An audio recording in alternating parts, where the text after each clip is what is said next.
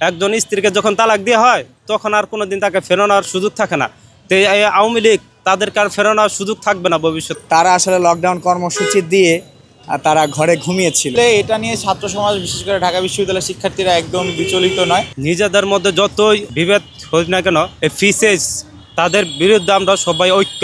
2-3 দিন আগে ডাক ছিল, পরে তো আমরা সবাই রিক্সা ড্রাইভার হওয়া আমরা গরিবের পেটে লাথি মারা হয়। যে জুলাই আন্দোলন আমরা ব্যাপক আন্দোলনের মাধ্যমে আমরা একটি স্বাধীনতা অর্জন করেছি, কিন্তু আবারও দেখা গেছে গেল 13 তারিখ ফেসিস হাসিনার এক বক্তব্যের মাধ্যমে তারা শটডাউন পালন করছে।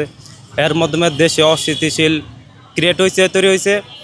এর মধ্যে মানুষ আরও ঐক্যবদ্ধ হয়েছে যে আমরা নিজেদের মধ্যে যতই বিভেদ হোক না কেন, যতই বিভেদ তৈরি না কেন এই ফিসেস তাদের বিরুদ্ধে আমরা সবাই ঐক্য। তা প্রতিনিয়ত আপনারা দেখতেছেন যে আমরা প্রতিনিয়ত প্রমাণও করতেছি যে ফেসিস আমরা আর পরবর্তীতে এদের আমরা আর আসতে দিব না। আমার মনে হয় যে তারা আর মাঠে নামবে না, যেহেতু 13 তারিখ তারা সেভাবে আসলে আন্দোলন করতে পারে নাই। আমরা ওইভাবে তাদের সুযোগ দেইনি কোনো জায়গায়। 17 তারিখ 16 তারিখ যতই তারা বলুক, তারা অনলাইনের মাধ্যমে তারা আন্দোলন করে যাবে, সংগ্রাম করে যাবে, কিন্তু মাঠে নেমে এসে তারা সংগ্রাম করার মতো তাদের এখন আর ক্ষমতা নেই।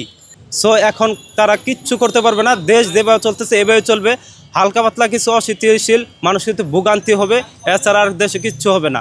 যে আওয়ামী লীগ যদি এরকম ডাকে হরতালের দিন, তাহলে আমরা এই গত 2-3 দিন আগে ডাক ছিল, পরে তো আমরা সবাই রিক্সা ড্রাইভার হওয়া আমরা গরিবের পেটে লাথি মারা হয়। কয়েক এলাকা আমরা গাড়ি লিয়ে রাস্তায় বাইরে নাই, মালিক গাড়ি ছাড়তে দেয় না, যদি কপ্টেল মারে কিংবা গাড়ি পুরা এলা এরকম।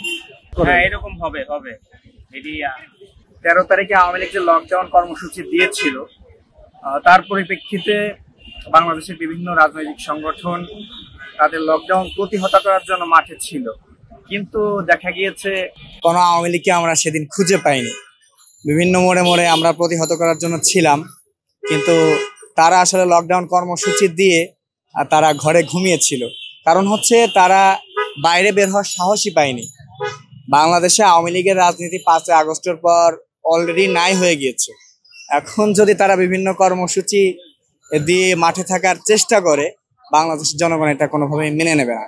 এটা হচ্ছে বাংলাদেশের জনগণের অস্তিত্বের প্রশ্ন। কারণ হচ্ছে বাংলাদেশের জনগণের অস্তিত্বকে বিকিয়ে দিয়ে তারা 16 বছর ক্ষমতায় ছিল। ভারতের কাছে বাংলাদেশের মানুষকে দাস হিসেবে পরিচয় করার জন্য তারা বিভিন্ন চেষ্টা করেছিল। এখন শুনছি 16 এবং 17 তারিখে তারা আর একটা কর্মসূচি, শাটডাউন কর্মসূচির কথা বলেছে। তো আমার মনে হচ্ছে তারা আসলে যেই কর্মসূচি দিয়েছে এতে আমাদের সাধারণ মানুষের শঙ্কিত হওয়ার কোনো কিছুই নেই। আসলে এটা নিয়ে ছাত্র সমাজ বিশেষ করে ঢাকা বিশ্ববিদ্যালয়ের শিক্ষার্থীরা একদম বিচলিত নয়। যাদের নেত্রী বাংলাদেশে থাকতে পারে নাই, 5ই আগস্ট ছাত্র জনতার গণঅভ্যুত্থানের মুখে পালিয়ে গিয়েছে, ওইখানেই আমাদের কাছে মনে হয় আওয়ামী লীগের চ্যাপ্টার ক্লোজ হয়ে গিয়েছে। তারা আমাদের মধ্যে যে ভীতির সঞ্চার করতে যাচ্ছে, আমরা এই নিয়ে বিন্দুমাত্র বিচলিত নই। আপনি 13 তারিখের প্রোগ্রামে দেখেছেন তারা ফাঁকা বুলি ছাড়া আর কিছুই দিতে পারে নাই। বিভিন্ন জায়গায় যা বিশৃঙ্খলা করার চেষ্টা করেছে, এখানে আমাদের আইন শৃঙ্খলা বাহিনী থেকে শুরু করে বিভিন্ন রাজনৈতিক দল যারা এই 5ই আগস্টের বিপ্লবের পক্ষের শক্তি, তারা আওয়ামী লীগ ফেসিবাদকে রুখে দেওয়ার জন্য সদা প্রস্তুত ছিল এবং জাগ্রত ছিল। আমরা দেখতে পেয়েছি তারা ডাক দেওয়ার মাধ্যমে তারা ঘরে বসে ছিল, তাদের নিরীহ কর্মীদেরকে উস্কে দিচ্ছে।